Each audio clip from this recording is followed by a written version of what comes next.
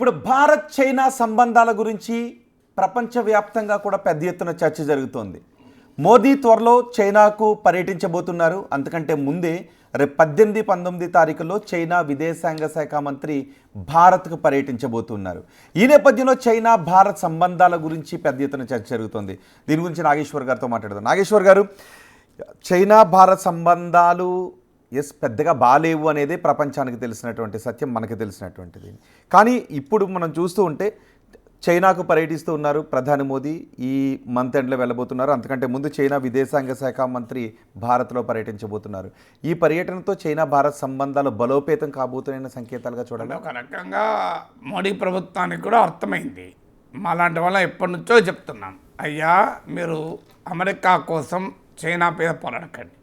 చైనాతో మనకు విభేదాలు ఉంటే చూసుకుందాం, దానికి ఏం డిస్ప్యూట్ లేదు. కానీ అమెరికా మీద ఆశపడి చైనాతో మనం విభేదాలు పరిష్కరించుకోవడం సాధ్యం కాదు. ఇప్పుడు ఉక్రెయిన్ పరిస్థితి ఏంటి? ఉక్రెయిన్ అమెరికాపై ఆధారపడి రష్యాతో పెట్టుకుంది. ఇలా విలవిలాడుతోంది ఉక్రెయిన్. ప్రపంచంలో ఒక బలమైన ఏ దేశమైనా తన శక్తి సామర్థ్యాలపైన ఆధారపడాలి. అంతర్జాతీయ సంబంధాల్లో పర్మనెంట్ ఫ్రెండ్స్ ఉండరు, పర్మనెంట్ ఎనిమీస్ ఉండరు, పర్మనెంట్ ఇంట్రెస్ట్లు మాత్రమే ఉంటాయంటారు. అంటే శాశ్వత శత్రువులు ఉండరు, శాశ్వత మిత్రులు ఉండరు. దేశ జాతీయ ప్రయోజనాలు మాత్రమే ఇంటర్నేషనల్ రిలేషన్స్ ఉంటారు. కోర్స్ కోర్ వాల్యూస్ కొన్ని ఉంటాయి, కాదని అనను. అందువల్ల మనము మల్టీపోలార్ ప్రపంచాన్ని కోరుకోవాలి. ఏ అగ్రరాజ్యం కింద మనము పనిచేయకూడదు. ఏ అగ్రరాజ్యం మోచేతి కింద పనిచేస్తే పరిస్థితి ఘోరంగా ఉంటుంది. ఇప్పుడు ఉక్రెయిన్ అనుభవం కాదు, పాకిస్తాన్ అనుభవం కూడా చూస్తున్నాం. పాకిస్తాన్ అమెరికాకు ఒక రకమైన క్లయింట్ కంట్రీ. పాకిస్తాన్ ఏం అభివృద్ధి సాధించింది ప్రపంచంలో? అందువల్ల India is a big nation, India is a great power. ప్రపంచంలో 5వ అతిపెద్ద ఆర్థిక వ్యవస్థ.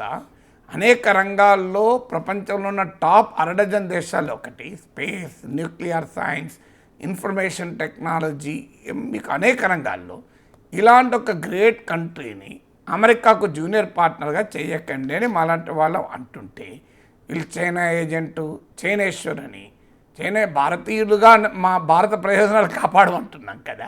అంటే మామూలు బీభత్సం కాలేదు. 2020లో గాల్వాన్ ఇన్సిడెంట్ తర్వాత అసలు చైనా యాప్ల్ని బహిష్కరించడం, చైనా చెడిపోయిన చైనా టీవీలు బాల్కల్ నుంచి పడేసి దేశభక్తిని చాటుకోవడం, సోషల్ మీడియాలో పాకిస్తాన్ చైనా రెంటిని కొడదామంటూ వీరాది వీరులు పోరాటాలు చేయడం, అన్నీ చేశారు.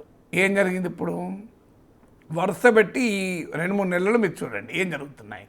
ఒకటి, చైనా భారత్ల మధ్య సరిహద్దు చర్చలు ఊపందుకున్నాయి. ఇప్పటికీ చైనా అరుణాచల్ ప్రదేశ్ మాదే అంటుంది. అవును, భారత భూభాగంలోకి చైనా చొరబడింది అనే ఆరోపణలు ఉన్నాయి. ఇంత నిజమో నాకు తెలియదు, కానీ రాహుల్ గాంధీ లాంటి వాళ్ళు భారత పార్లమెంట్లో ప్రతిపక్ష నేత 2000 కిలోమీటర్లు చైనా చొరబడి ఉంది అంటున్నారు. సో మీకు చైనా ఇప్పటికీ బ్రహ్మపుత్ర నది పైన ప్రాజెక్టులు కట్టి భారతదేశ నీటి అవసరాలను దెబ్బతీస్తానంటోందని ఆరోపణలు ఉన్నాయి.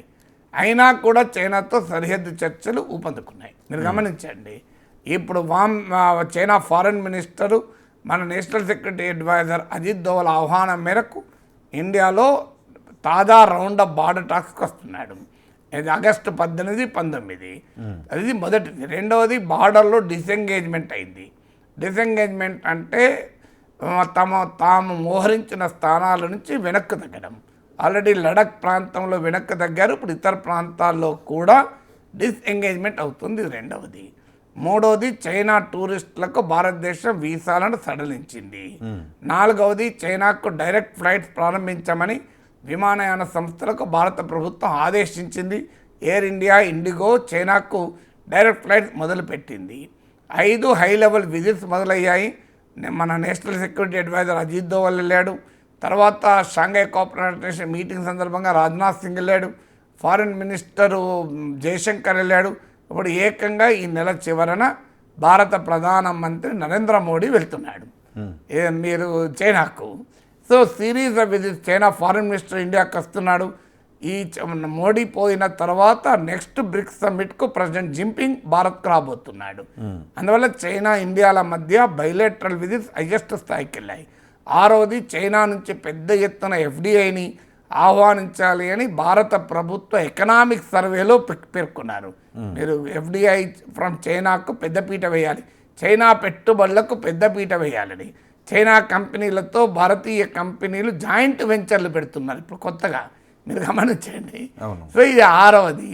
ఏడవది బార్డర్లో ఇండియా చైనా ట్రేడ్. బార్డర్లో ట్రేడ్ అంటే భారత చైనా సరిహద్దు మధ్య మీకు రకరకాల లోకల్లీ మేడ్ ప్రొడక్ట్స్లో చైనా ట్రేడ్ జరుగుతుంది. ఆ ట్రేడ్ను అది కూడా కొన్ని $1 మిలియన్ ఉంటుంది. స్థానికంగా చైనాలో ఇండియాలో తయారు చేయన ఆ లోకల్గా తన వస్తువులు అది కూడా కొన్ని పాయింట్స్ వద్ద బార్డర్ ట్రేడ్ పాయింట్స్ని మొదలు పెడుతున్నారు. ఏడవది. ఎనిమిదవది రష్యా ఇండియా చైనా రిక్ అని ఉంది. ఈ RICలో యాక్టివేట్ చేయాలని రష్యా ప్రతిపాదిస్తోంది, చైనా అంగీకరించింది. భారత్ కూడా దీనికి సూత్రప్రాయంగా సానుకూలత వ్యక్తం చేసింది. ఒకవైపు ఏమో ఆపరేషన్ సింధూర్లో మనం చూసాం చైనా పాకిస్తాన్ నెక్సెస్ ఎంతవరకు వెళ్ళిందని. ఇప్పటికీ కూడా పాకిస్తాన్ కొనుగోలు చేసే ఆయుధాల్లో 81% చైనా నుంచి. సో ఇప్పుడు చైనా పాకిస్తాన్ మిలిటరీ అనుసంధానమైన పరిస్థితి మన ఆపరేషన్ సింధూర్లో. సో అయినా కూడా మనం చైనాతో ఇప్పుడు 8 రకాలు చెప్పాను మీకు. సో ఈ 8 రకాలుగా ఎందుకు జరుగుతున్నాయి? ఇది కాక 9వది BRICS and Shanghai cooperation organisation లాంటి సంస్థల్లో ఇండియా చైనా కలిసి బలంగా పనిచేస్తున్నాయి.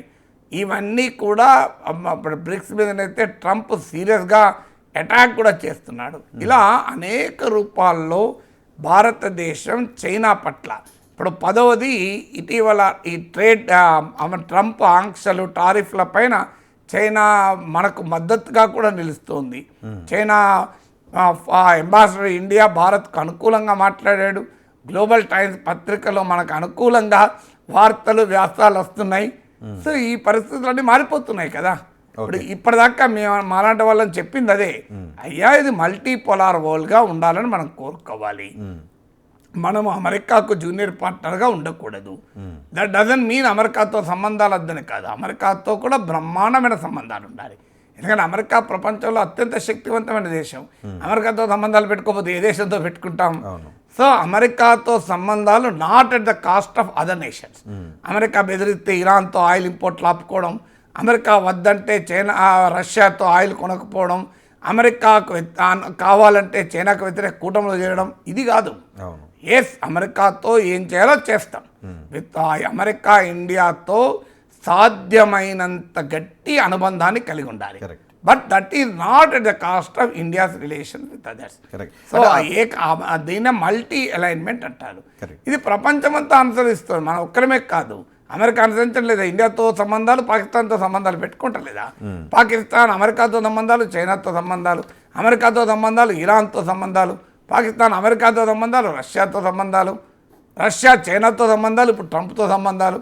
ప్రపంచంలో అందరూ పెట్టుకుంటున్నారు ఇదే పని. మనం ఎందుకు పోయి అమెరికాకు జూనియర్ పార్ట్నర్ కావాలి? అమెరికా కోసం మనము చైనాతో ఎందుకు కష్టపడాలి? ఇరాన్ ఎందుకు దూరం చేసుకోవాలి? ఎందుకు చేయాలి ఈ మాట? అంటే మీరు చైనా ఏజ్ అంటున్నారు. ఇప్పుడు ఏమైంది? ఇప్పుడు మరి ఇప్పుడు బీజేపీ పరివారం ఏం చెప్తుంది? మోడీ ప్రభుత్వం 10 రకాలుగా చైనాను కౌగలించుకుంటున్న తీరు నేను చెప్పాను. ఇదే కదా మేము చెప్పింది. కానీ 2015లో మోదీ చైనాలో పర్యటించారు, 2019లో జిన్పింగ్ భారత్లో పర్యటించారు. కానీ ఈ పర్యటనకి ఎందుకు అంత ప్రాధాన్యత ఏర్పడింది? నిజానికి 62లో చైనా భారత్ను మోసం చేసింది, దొంగ దెబ్బ తీసింది అనే నానుడు కూడా ఉంది. మధ్యలో పాకిస్తాన్కి వంత పాడుతుంది అనే. అంటే చైనాతో మనకు బార్డర్ డిస్ప్యూట్స్ ఉన్నమాట నిజం. చైనా పాకిస్తాన్ నెక్సెస్ నిజం.